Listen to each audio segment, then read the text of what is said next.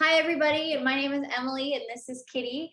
We're so excited to be talking with you guys today, but just wanted to give you a heads up that this is a pre-recorded presentation, so you're speaking to past Emily and Kitty now, but we will be on live and in person over Zoom at the very end to do some question and answers. So without further ado, I'm going to share my screen and we are going to jump in. Bear with me a moment here. All right. So welcome to Developing with Disney TV Animation. Hi, everyone. My name is Kitty Walsh, and I'm Director of Development for Disney Junior, Disney's preschool content brand and channel. I started at Disney as an assistant and have grown with the team these last 5 to 6 years. And before Disney, I worked in the not so preschool friendly world of prison documentaries, but that's a story for another day. I am passionately driven to collaborate with new storytellers like yourselves in the animation community and develop heartfelt, fun, and impactful series that speak to every child. Most recently, I was a development executive on Disney Junior's Mickey's Tale of Two Witches, The Chicken Squad, and Eureka, and have been working on some exciting unannounced shows and movies for Disney Junior coming soon. And I'm Emily. I'm the development manager over at Disney TVA. I've been working as a creative executive at Disney for about 2.5 years now. But prior to that, I was actually working in development production on shows like The Ghost of Molly McGee and KIF and a bunch of other stuff that's going to get announced soon that I can't wait to talk to you guys about. And before that, I was actually in production on Tangled, the series. So I've been at Disney about 5 years now. I love animation more than anything else. And it's been a blast working with creators to help bring their shows to life and to share them with the world. And to kick things off, here's our mission statement. Disney Television Animation is a creative community of visual storytellers who celebrate and embrace the magic of Disney. And for more than 35 years, we've been doing just that.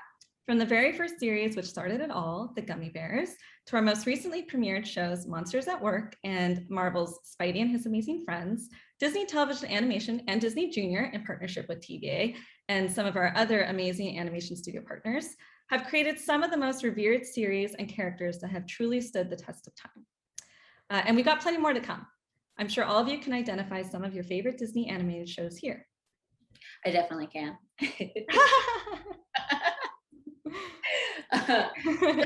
Now let's talk about our audience. Knowing your audience is very, very important.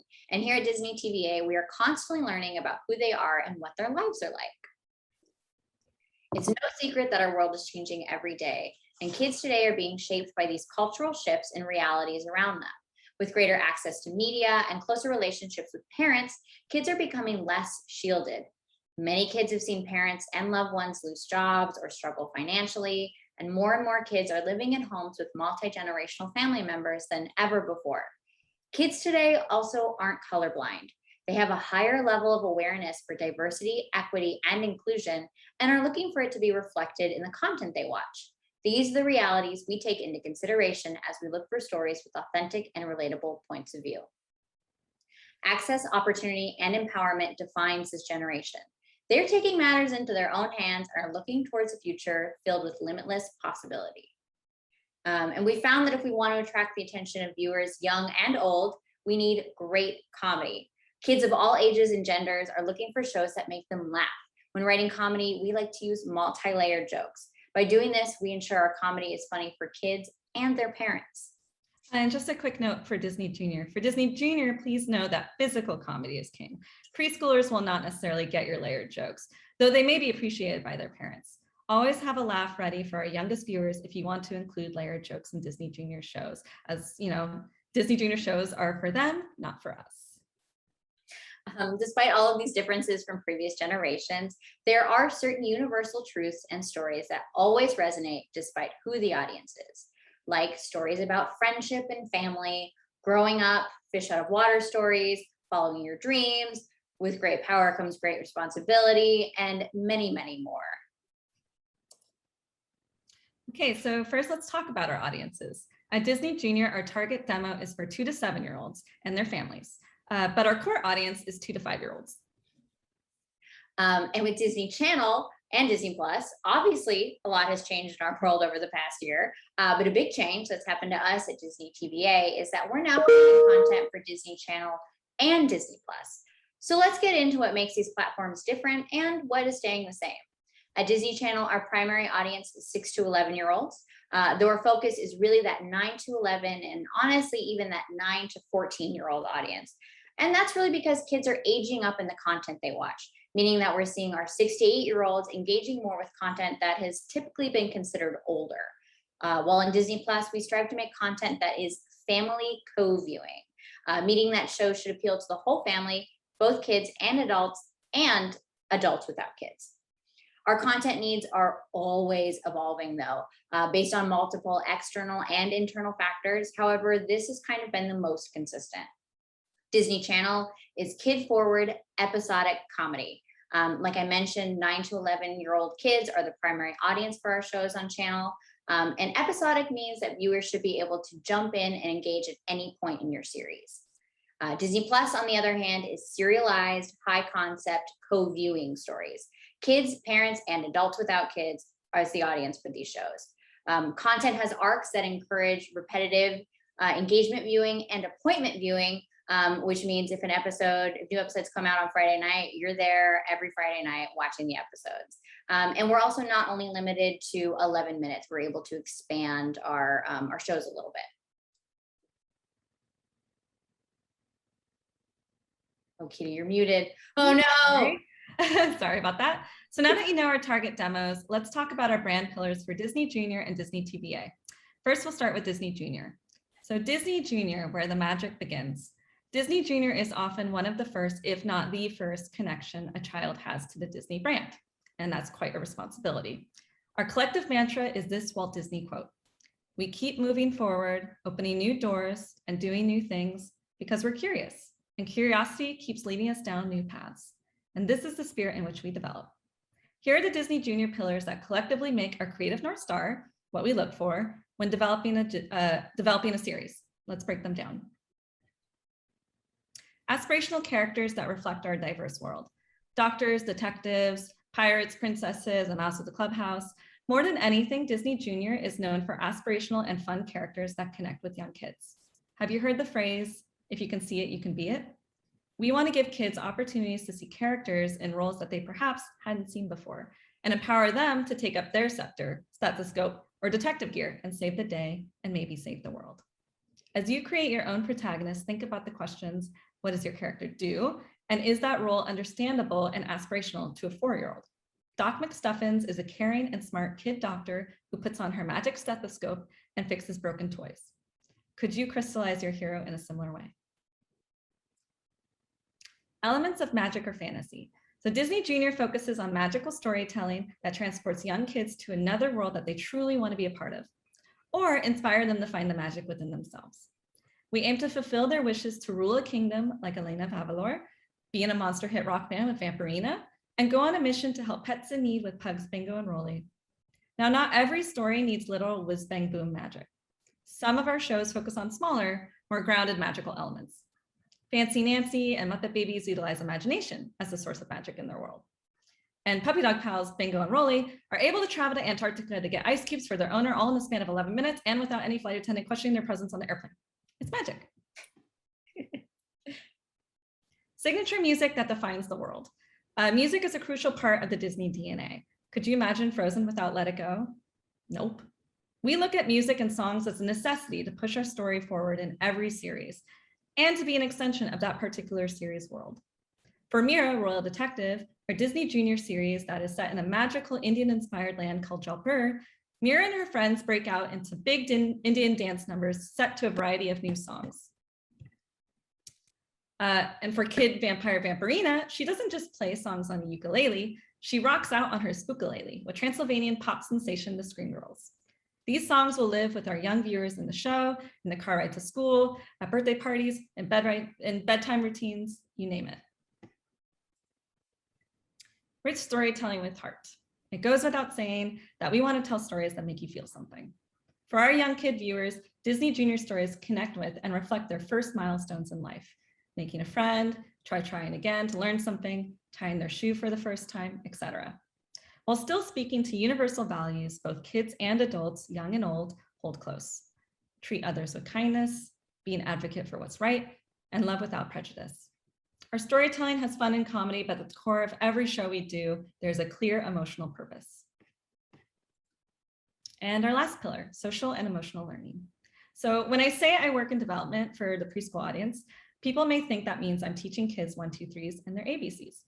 As a brand, Disney Junior is first and foremost focused on social and emotional learning, presenting relationships and scenarios that relate to our young audience.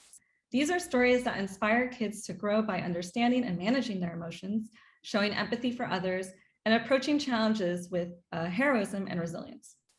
Now that you know the creative pillars that fuel our content on Disney Junior, let's talk about Disney Channel and Disney Plus with Emily. Thanks, Kitty. Now we'd like to move on to our Disney TVA creative pillars. These pillars were a collaboration of several creative executives and show talent here at TVA. And we found that this is really for the best way for us to connect with our audience and for our shows to stand out as a brand. You can think of this as a recipe for a Disney TVA show. And we run all of our pitches through these filters. So I'm going to break each of them down for you.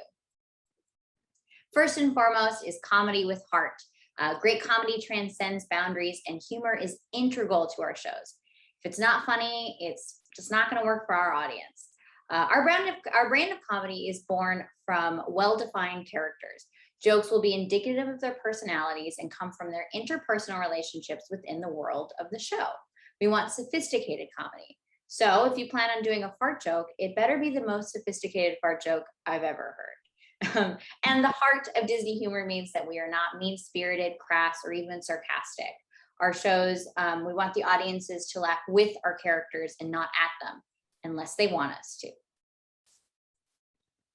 Authentic points of view through inclusive storytelling. This sets a show apart from the rest, making it both memorable and universally relatable. Kids should feel both seen and heard by our content, so it must come from an authentic place. Research shows that kids are positively impacted by seeing themselves on screen, and adults too, for that matter. This absolutely applies to race and ethnicity, but inclusive storytelling also encompasses even more than this. It's unique family dynamics, neurodiversity, socioeconomic diversity, difference of ability, gender identity and expression, and loads more of specific experiences true to childhood. Relatable and surprising characters and worlds. A simple breakdown for this is an ordinary character in an extraordinary world, or an extraordinary character in an ordinary world. Our research finds that kids love familiarity, but they crave novelty. So this means when we're considering projects, we're looking for what grounded and relatable points of view your characters are bringing into the new and exciting worlds they enter into, like Anne from Amphibia. And on the flip side, we're also looking at how extraordinary characters change the world around them and bring excitement or new learnings into everyone's lives, like Cricket and Big City Greens. Fantastical wish fulfillment. I'm sure you hear this and you automatically think Disney magic, and I don't blame you. That is a part of our brand, and there's a lot of magic to what we do. But fantastical wish fulfillment is more than just magic, wishes, dreams, fantasies, all of that. It's more than that for us. It can come from a loyal group of friends you'd love to hang out with, like Recess, or the adventurous and loving family you've always wanted, like DuckTales. And it can even be about finding a place where you finally fit in, like Lou's and Owl House. This is the type of wish fulfillment that appeals to our demographic. And finally, stories that matter. This is your time to show us why this matters to you and what is truly important about your project. We have a saying in development: what's your show about, but what is it really about? For example, on the surface, Amphibia is about a teen girl getting sucked into a frog world and navigating her way through it. But in reality, Amphibia is about growing up and evolving into being a better person. We can bring this back to who the audience is and also to who you were as a kid. What matters to them and what mattered to you? These are the stories we're looking for. Our viewers want to experience fun, meaningful, and engaging content. We want to tell stories that make our audience feel seen and heard, but will also help them see things from a new point of view. In our experience, we find that when we tell stories that matter to us, they will matter to our viewers. Regarding our pillars, it's important that you don't try to retrofit your story into them. Your project should naturally fit with our brand. And with that in mind, let's discuss what we look for in a pitch. Okay, well, we look for your creative vision. So you have an idea for a show and you have an opportunity to pitch to us. We want to know your creative vision. What is your show really about? Not just what happens in your show, but the purpose of your show. What are you trying to say? Think back to Emily's example on Amphibia with Anne evolving into a better person. And themes. Having central themes is crucial. What bigger concepts will you convey in your series? And what will the audience learn? Visual development. You don't have to be an artist to pitch a show, but it is helpful to have some ideas about style and visual tone. We don't create things that just look cool. We're influenced by the world of the show and the story. So you should be able to explain the why behind your style thoughts. But know that we also have a fabulous visual development team at TVA who will help us hone in on the look of your show. Core characters and relationships. With core characters, you should know who they are and the nature of their relationships to one another. We'll dive deeper into character shortly, but making sure you have all the relationships planned out is key. What do they mean to each other? How is your protagonist different from other leading Disney characters? Is your protagonist relatable to our audience? And original stories. So original stories mean your stories. We do not take pitches for Disney IP unless we explicitly ask you to do one. We want stories unique to you and your personal experience. And think back to those pillars we just discussed. Okay, so in order for us to option an idea, we need a pitch Bible. A pitch Bible, for those who don't know, is a 3 to 5 page document that tells us everything we need to know about your show, and it should include the following: a logline or brief premise line. Loglines are incredibly important when it comes to pitching. Ever heard the term elevator pitch? It's the refinement of your idea down to a short and snappy sales line. If you only had 30 seconds to sell your show, what would you say?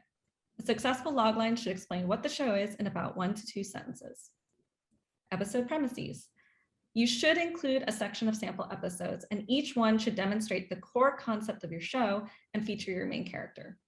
We also want to see variety in the kinds of stories you can tell, and know that's not just a problem of the week show. Is there an emotional range to the episode ideas? An exciting pilot story is great, but we as development executives are thinking, what does episode 5 look like? What does episode 25 look like? This is the best way to get an idea of the strength of your concept.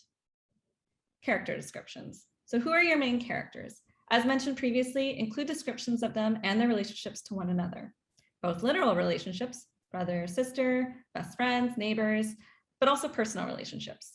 They're friends because they dislike each other because, and it never hurts to make a chart.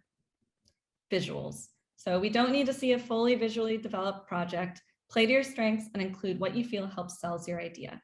If you can't draw, include a mood board with pictures or art that inspires you. We know that things will change as your project moves forward in development. Now that we've talked about what we specifically look for in a pitch Bible, let's talk more conceptually about what we look for in a project.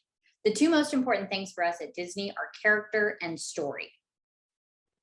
As executives, when we're reviewing pitches and even giving notes on our current development projects, we always ask ourselves these questions. How do your characters resonate with the audience? Think back to our inclusive storytelling pillar. Is this a character you would have hoped to have seen as a kid? What are your characters' wants and needs? And how do those conflict? That friction is how all great stories start. How will the characters grow throughout the series and what will they learn? But to figure out each character's personality, we like to give them a little test. It's called the lemon test. I'm sure you're familiar with the phrase, when life gives you lemons. Well, Alex Hirsch used this as a test when exploring Dipper, Mabel, and Grunkle Stan from Gravity Falls. What would each of these characters do with a lemon? Well, Dipper would take the lemons, squeeze out the juice, and use it to make invisible ink to write secret messages. Mabel would knit the lemons cute little sweaters in case they got cold, and Grunkle Stan would take the lemons, dip them in orange paint, and sell them as mutant oranges for twice the price. All right, moving on to story. So here are important questions we'll often ask in pitches, but you should also be asking these as you craft your own stories. What do you have to say and why is it relevant to our audience? Is it funny? Does it have heart?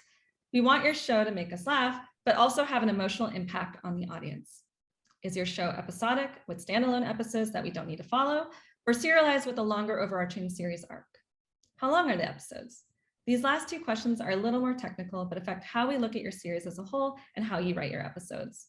So for Disney Junior, we look for 11-minute or 7-minute episodes typically. And for Disney Channel, Disney Plus, it's around 11-minute to 22-minute episodes. Now that we've talked about what we look for in a pitch, we want to talk about what we look for in you. Here's just a few things that we look for in the talent we collaborate with. First off is your level of professional experience. While we do believe great ideas can come from anywhere and anybody, it's not just about having a great idea. We need to know that you can navigate the development process and manage others. Many of you watching this may just be starting out in the industry, so we understand that you may not have had the opportunities to garner that experience just yet.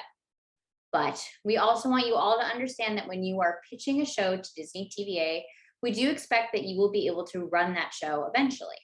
So what is your level of experience? You may be an amazing storyboard artist or a staff writer, but have you ever led a team?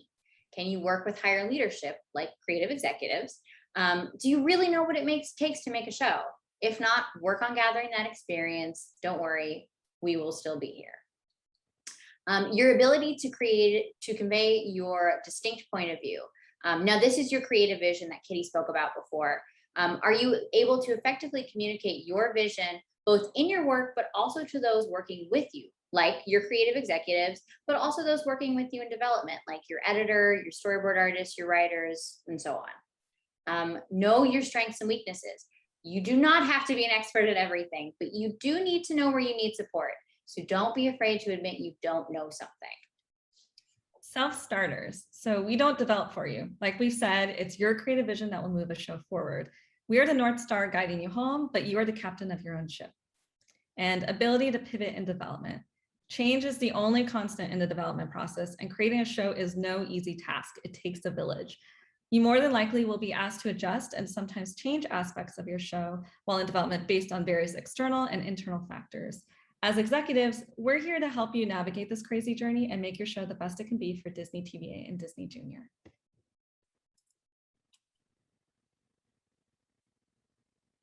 And to some pitching tips. To make sure you put your best foot forward, we've got some advice for you. While we wrote these to be specific to TVA, we feel like these are probably universal.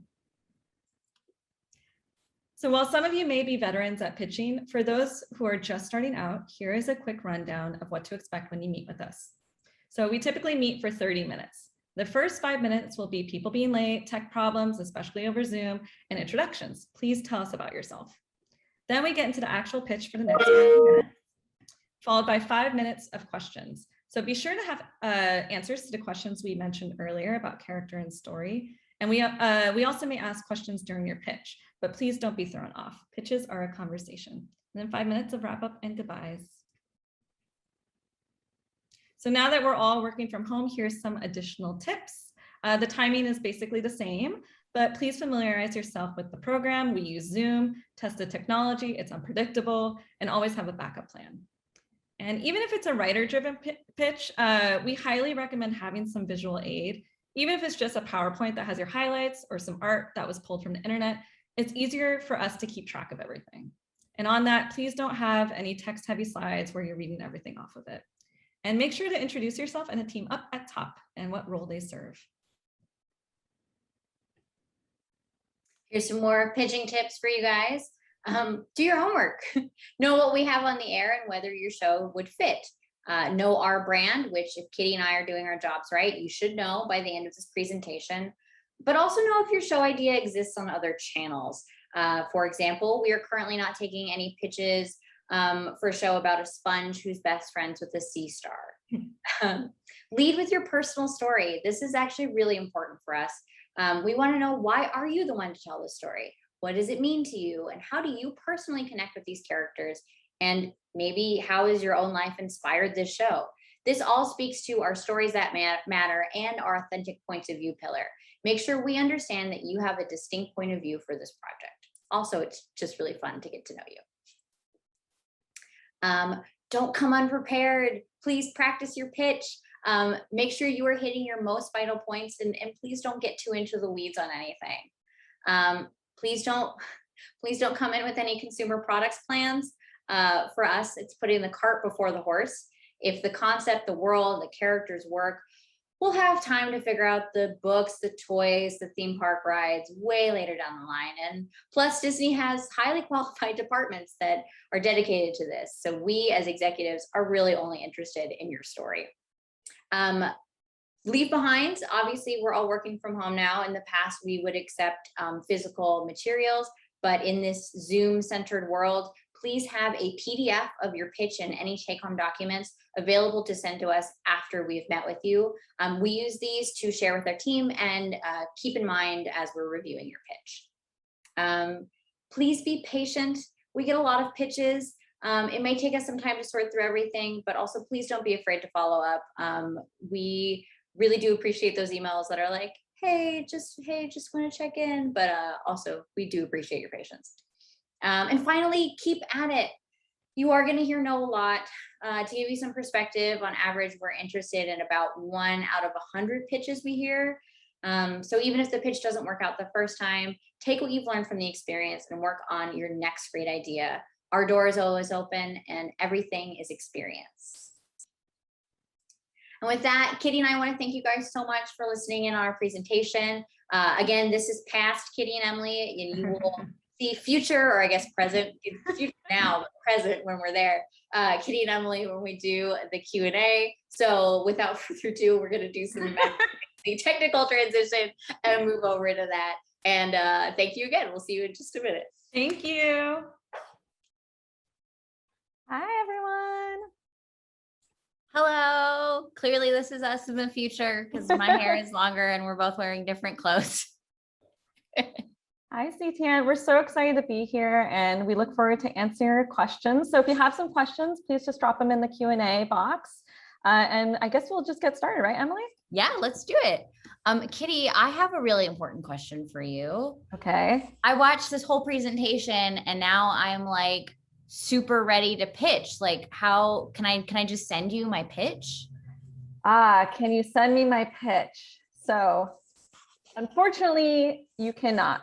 It is the Walt Disney Studios company policy not to accept unsolicited pitches. So what that means is please don't cold send us your ideas, your materials without us requesting them. And if you're looking to pitch, we encourage you to reach out through your reps. Okay, so if you do not have a rep, we prefer you to reach out to us to set up general meetings. We want to get to know you first before you pitch and to get a sense of your leadership abilities. And, and potentially maybe you're just not ready to pitch quite yet, but at least you've made the introduction and that's the first step. I will say too, we always recommend having general first for all of the reasons Kitty stated, but as you can probably get a sense from that presentation, our mandates, our wants, our needs are changing all of the time. So we always love meeting with people, getting to know them, but also saying, hey, this is what we're looking for at this very moment. This is what we want more of. And it's always great for you to take away any of that information, maybe work a little bit more on your project and then bring it back to us. Great. Okay, so how much experience do I need in the industry to pitch a show? Emily, do you want to take this one? Yeah. There is no set level of experience. There's no, you have to have been working for 10, 15, 20 years to pitch a show. It's all about individual experience. As we kind of talked about in the presentation, when you come in and pitch a show, we assume you can run that show. And that doesn't just mean having a great creative vision and a great show idea. It means, can you lead a team? Can you work with people? Can you navigate the hurdles of development? Because development is a long process. And if you don't have that level of experience yet, if you haven't been a director, if you haven't been an art director, if you haven't been a producer, whatever it may be, one thing that we do at Disney, both at TVA and at Junior, is if you have a great idea, but you're lacking those leadership skills, we are big fans of creating partnerships early on in the development process. So if it is your first time running a show, we always have the option to match you with maybe a more experienced showrunner to work with you, mentor you, and be a part of your crew. Yeah, I will just add, we do those partnerships, but it's just, I think it's just good to just know also all the pieces of production and what goes into a show, whether that's in meeting with others in the industry or having that. I mean, obviously that hands-on experience is ideal and what we most want, because at the end of the day, then we know you can run the show, right? That you are supported, but also that you have that experience behind you to help you navigate the Disney system.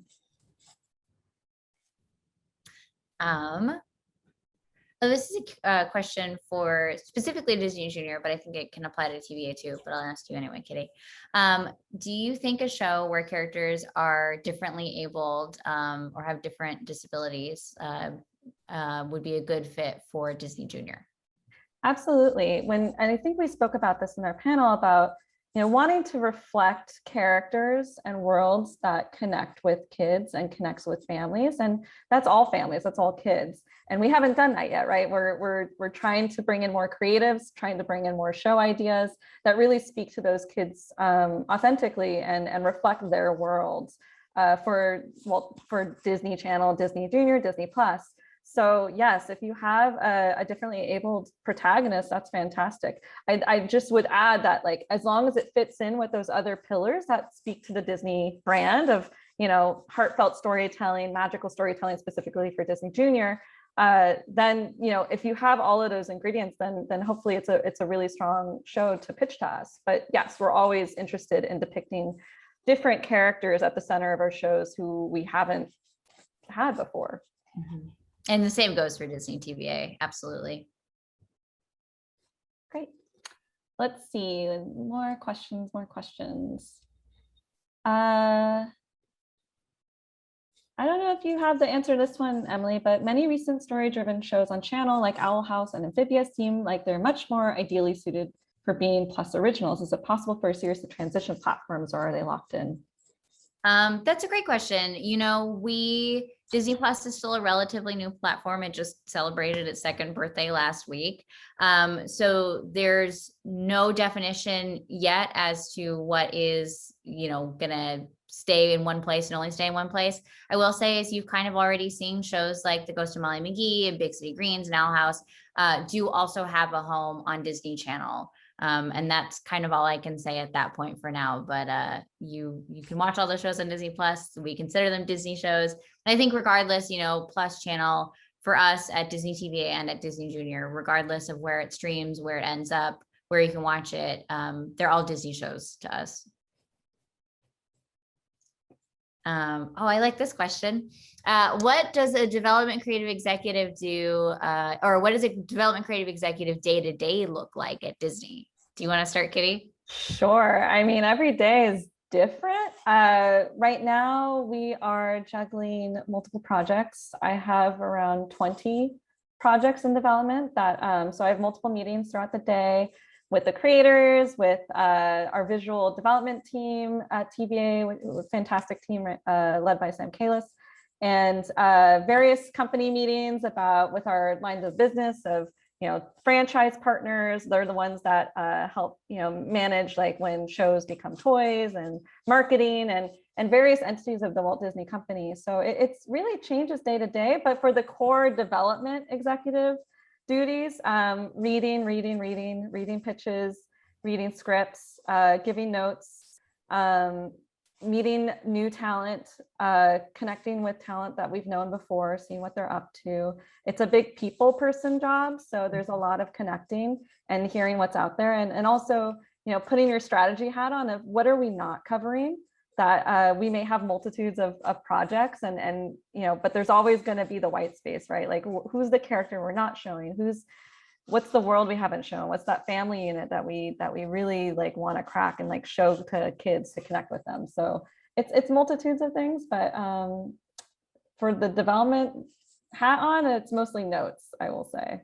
Yeah, a lot of reading, a lot of notes. I always say, like, I feel like my day is broken up into 3 pieces, and it's not even like every day is completely different than the last. I will even see like maybe my weeks are divided up into three categories. It's focusing on the projects that I'm working on, and similar to Kitty, I have a big handful of projects, and all of our projects are at different phases. Projects that are closer to their delivery, closer to their pilot green light delivery.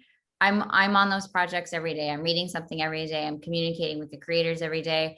And then some projects that we've just picked up that are a little bit earlier on, like that's once, every few weeks we'll have a conversation or read something. So it's like focusing on those projects. And then it's also, as Kitty said, taking pitches and reviewing materials for pitches. I hear about 3 to 5 pitches a week. Kitty, I'm sure it's probably even more for you, right? And then meeting new talent. A lot of what we do is meeting new writers, directors, artists to see who can we bring into the development fold with us and who's got some good ideas. It definitely, I cannot emphasize it enough. This is a job for extroverts. It is a people person job. It's a ton of fun. It is, but it's funny because I'm such an introvert. But what's interesting about development, and what I think is a good distinction between what goes on in development and what goes on in current series, is development, we're like making the recipe for what that show is going to be. So there's a lot of, not problem solving, but thinking about, like, as Emily was mentioning, like, who are those partners in this development process? Like, who are those creators that would be great together? Who's that art director that would make this project that you're working on sing and really flesh out the world building? And there's a lot of that kind of world building thinking, which both Emily and I love, and that is a big part of what we do as well. Okay, so how long is the development process at Disney TVA? That's a great question. Long. I'm kidding. It depends on the project. It really truly depends on the project. Some projects, I will say the average is anywhere between 2 to 3 years from basically getting that first Bible to show green light.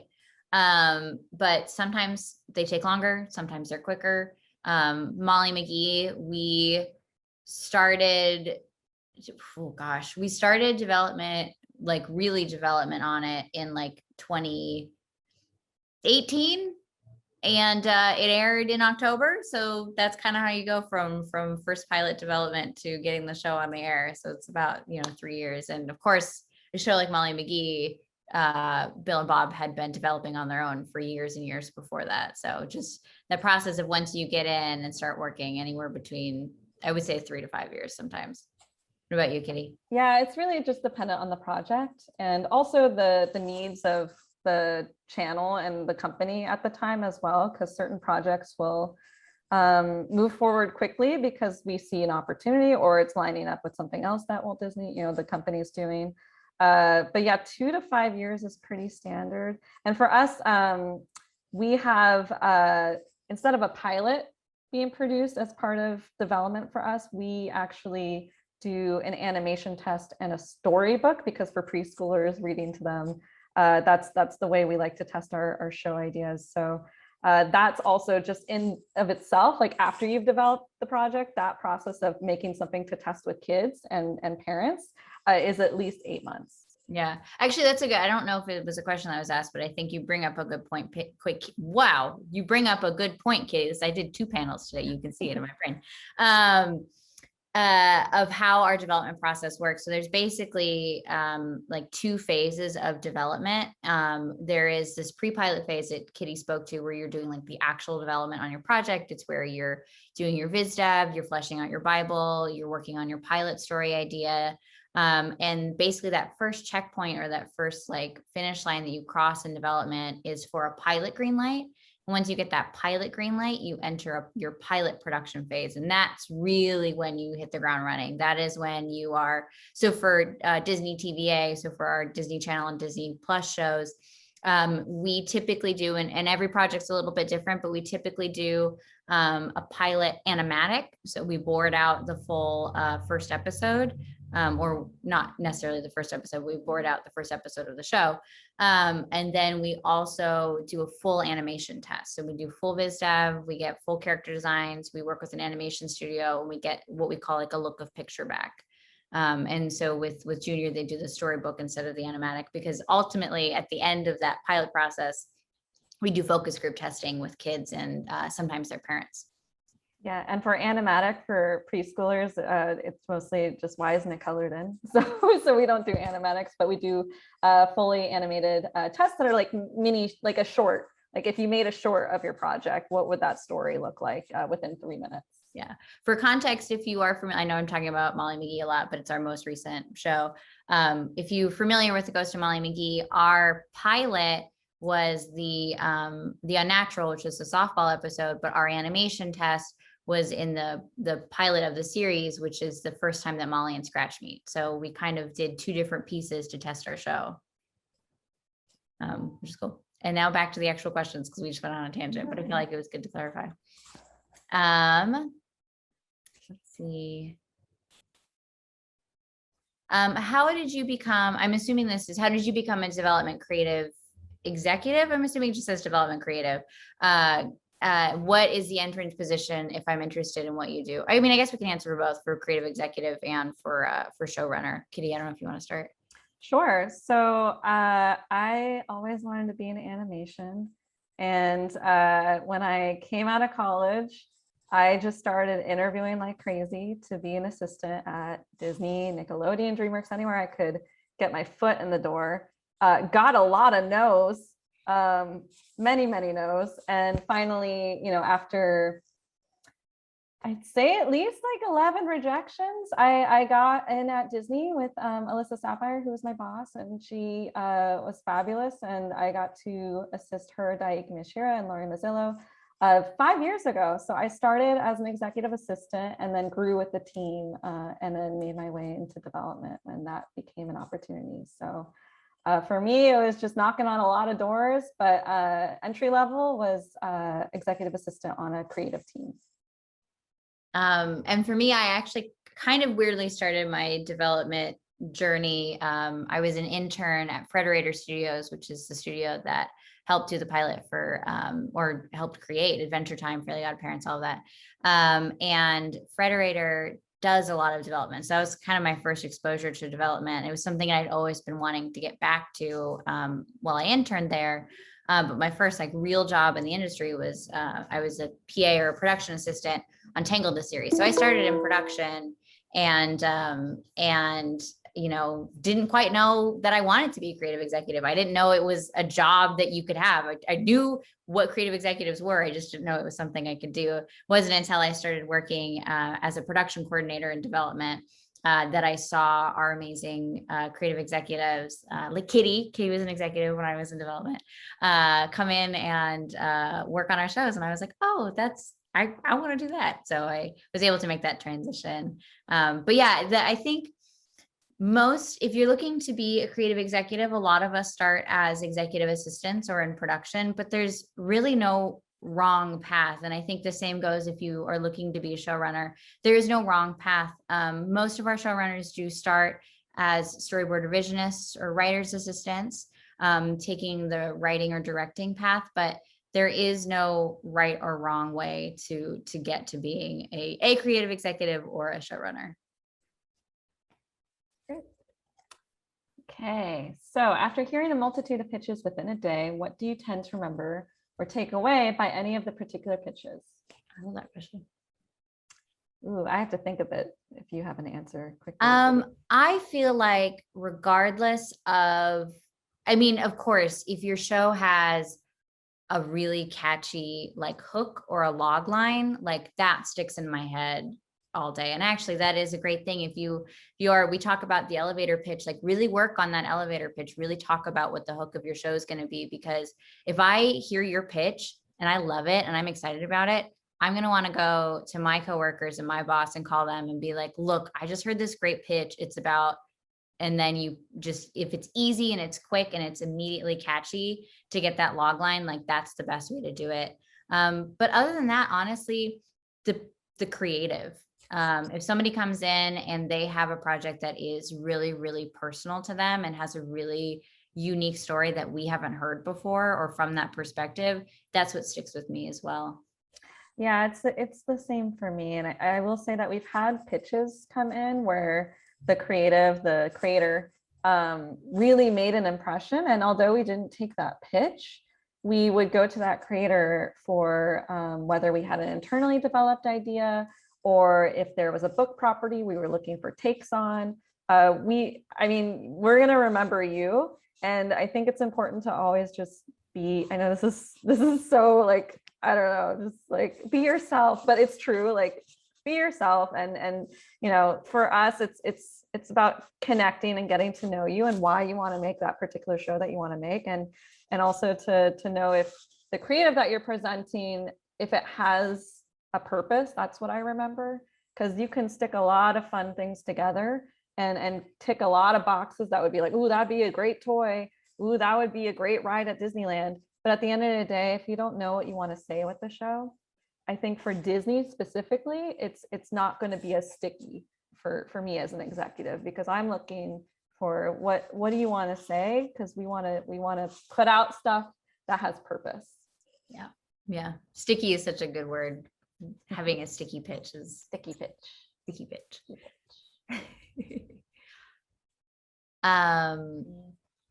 This is a question a little bit about pitching IP, which we touched on, but we can explain a little bit more. But it's how do pitches for previous Disney properties get processed, such as the Mickey Mouse shorts or DuckTales? Yeah, I mean, so we're a huge company. There's a lot of Disney IP out there, and there are a lot of business partners and various divisions of part of the Walt Disney Company that touch those characters. So for the most part, we can't accept pitches on Disney IP unless we specifically go to you and say, hey, we want to do a Mickey Mouse series. What's your idea?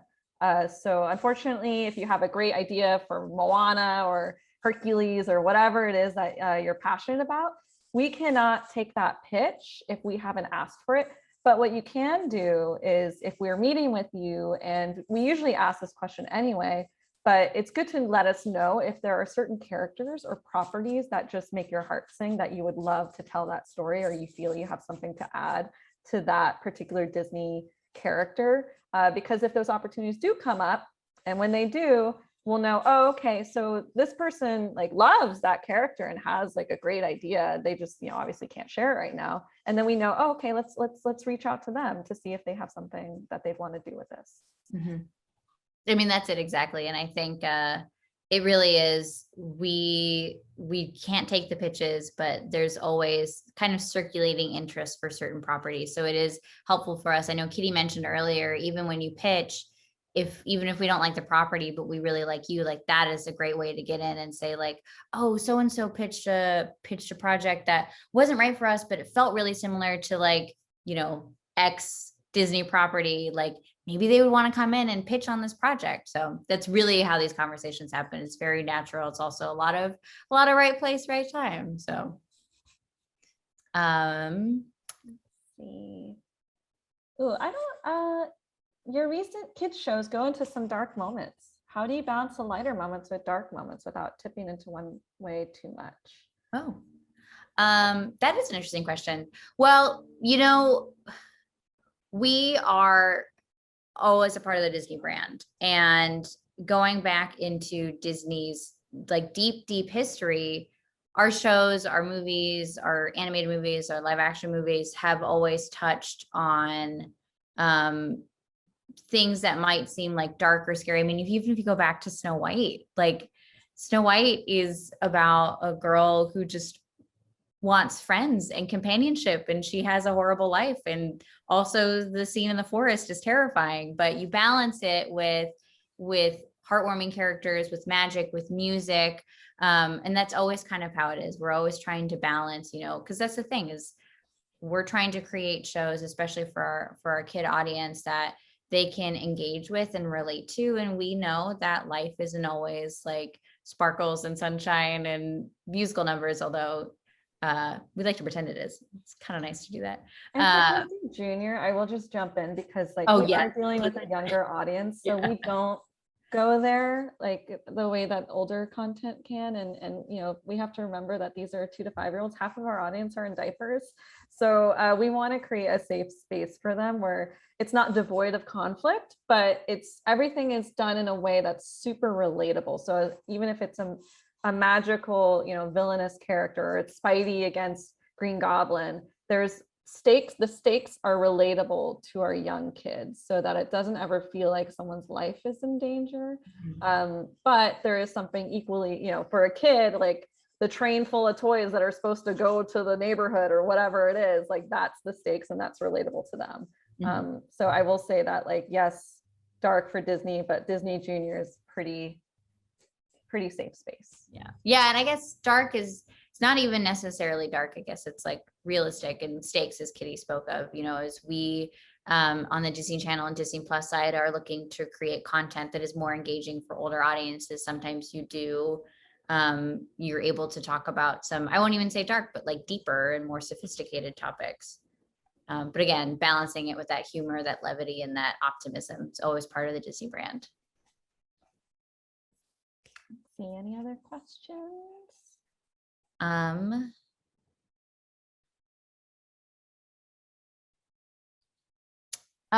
This question, we don't really have an answer for it, but I think it's an interesting one of the projects in development, what percentage makes it to green light.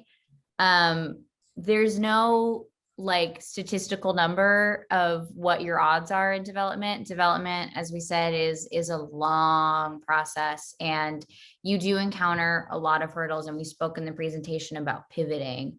You will be approached with several pivots. Our jobs as creative executives is to help you along the way and help you with that pivot. But there is no rhyme or reason, or I guess not rhyme or reason, but there's no like one reason a show doesn't get greenlit. There's no one example of a show not making it all the way, even to that pilot greenlight. Lots of things happen in development, either from an internal standpoint or an external standpoint.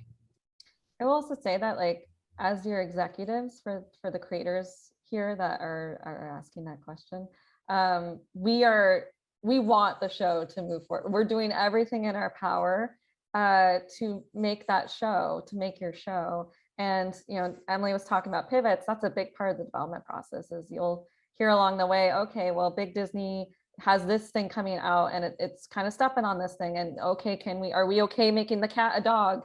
There's a lot of dogs out there. There's things that come in and out that we have to change along the way in development. But what stays true is your creative North Star, right? And also going back to the purpose, I know I'm beating this drum a lot, but if at the end of the day you want your show to be about something like specific, and it's like this is what it's really about, we can all rally around that. The team can rally around that, and if it's if changing a cat into a dog is not going to shift that creative North Star, then we're good. And I think for when we get further and it's like to the point where, are we going to greenlight this, or are we not going to greenlight, there's so many variables. How did it test? Is there a slot open for this at this time? Do we have to wait? I mean, there's a lot that goes on, but just know that we always have your back, and that we put everything into each project, and we really just want them to shine, and for the whole company to support and get behind it once it is greenlit. Any advice on how to, and I think this will probably be our last question. Any advice on how to give creative feedback or notes? That's a really good question. I can go first, Emily. Yeah, go for it.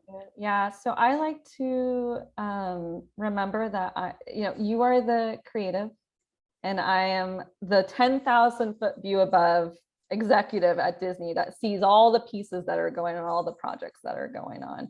So for me, I want to give, I have distance to the project in some ways, because I did not create it, but I also want to elevate and make sure that everything that you're sharing is clear, because it's not just me you're sharing your creative with.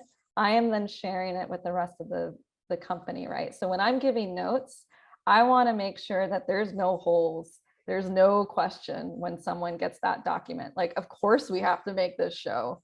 This is great. We want to bulletproof it. So that's my goal when I'm trying to give notes. Sometimes, obviously there's going to be creative differences, and also we each have our own creative sensibility, right? Like, it's a very opinion focused job in a lot of ways. And I think it's helpful just to approach everything as a conversation, right? Like, my note is not final. It's the start of a conversation. If like something isn't working in my eyes, let's talk about it. So that I don't know if that answers, but that's how I generally approach when I give. I feel the same way. Like, most of my notes, especially early on when we are fleshing out the worlds and the characters and their initial stories, is always why. Like, why are they doing this? Why are they feeling this way? Why are they reacting this way? And it is, as Kitty said, to bulletproof it. Because I think a lot of times when you are, again, with our 10,000-foot view, you as a creator are right on the ground with it. And you are looking at how each beat is being laid out. But we can say like, hey, your main character, like, that's not tracking for their motivation. Like, you know, we've talked about them being like this, but this doesn't seem like something they would do. And again, it's never a, you have to do this, you have to change this, or your show's not getting greenlit. It is a conversation. And on that too, like, I know as an executive, my note is also not always going to be the right note. The way to approach it, if you are a creative person and you're getting that feedback, is to look at the note behind the note. Maybe the note I'm giving or the space I'm giving the note isn't exactly the right thing to address. But if I'm giving a note, if I'm confused, if I'm a reader being confused, it's kind of a signal to say like, okay, maybe it's not this, but something about this moment or something about this character just isn't quite working. And how can we adjust it so it's kind of on track again? Yeah. Yeah. I think was that our last one? I think it is. And we're almost at 5 o'clock. Oh my goodness. Well, thank you everybody for attending today, for asking wonderful questions, and just being here over Zoom.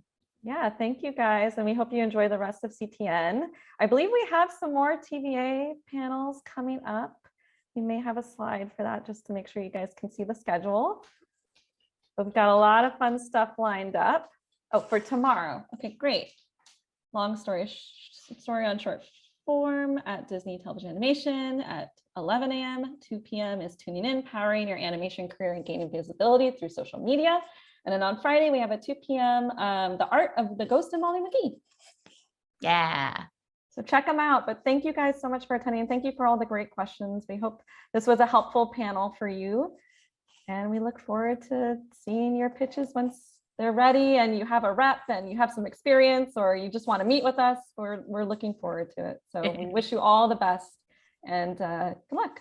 Awesome. Thank you so much, everybody.